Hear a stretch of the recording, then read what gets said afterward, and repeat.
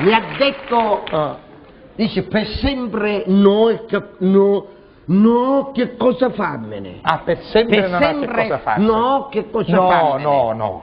E io ci disse avanti, da pigliaccia, ci faccio un buon prezzo. Ma come? Ah, gliela sta vendendo addirittura. Invece di darmi tanto oro e pietre preziose quanto pesa, metà di quanto pesa. Ah, quindi proprio stava andando così agli sconti. Mi disse non ne ho che farmene per tutta la vita. Ci disse c'è rugno gratis. Ci vai a dare 200 euro, signor La Rosa. Ah, era lei che gli dava 200 euro. Ma che uomo veramente Non disgraziato. l'ha voluta.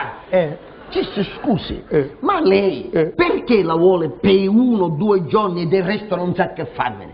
Mi disse mi aggiunge perché siccome ho un cammello di razza, vedremo se la posso far accoppiare col cammello. No, non ci sto, E non il ci sto. cammello è 2 giorni soli. No, non ci sto.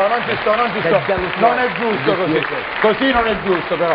Però guardi, Mi ha riportato all'albergo, e il giorno 27 ci hanno riportato a paese. guardi, io le faccio fare l'applauso, però non è giusto. Non è giusto così.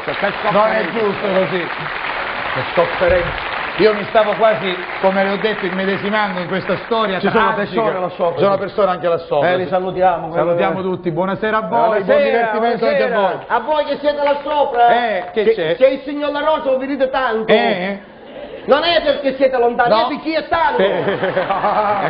Invece lui è alto. Siamo Vabbè, comunque, signor Litterio, io sono contento di averla ritrovata perché mi ero seriamente preoccupato.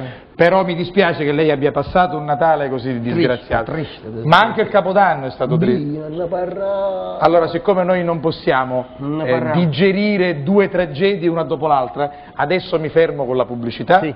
Poi accogliamo Gianni Fiorellino, l'artista che è presente questa sera d'insieme, e poi dopo, se vuole, ci racconta anche del suo Capodanno. Resti con me, il signor Litterio Scalisi.